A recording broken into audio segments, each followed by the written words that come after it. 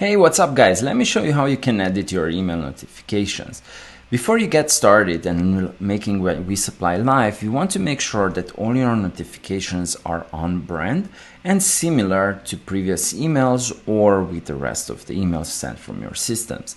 So to do that, head over to Design, Notifications, and click Edit Template for any notification that you have enabled.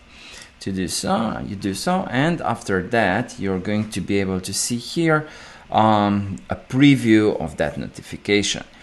On the left hand side you can easily change up the fonts. For example, we would like to change this to the best looking font on the market, Comic Sans, and that is going to reflect here.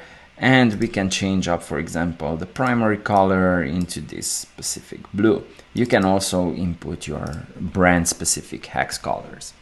You hit select and this is going to change.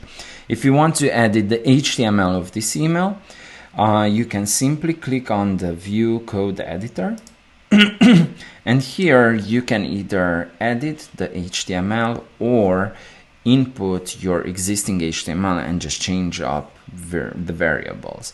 You have the full list of template variables here. So if we would like to add your order is in transit and we would like to add here the brand name, your store name, you just simply can click on store name, you copy this variable and it's going to come here and you hit paste and it's going to be your demo order is in transit.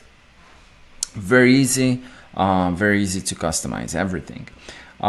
If you would like to reset the HTML or the colors and fonts, you just hit reset and you can select here reset template or reset colors and fonts or reset all.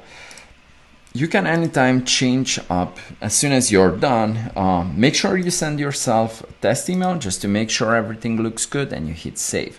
But if you want to quickly change between other notifications, just click this drop down button and you can pick another template. So if we head over to out for delivery, we can go ahead and make changes here as well. Hope this makes sense and let's make those emails look good. Take care.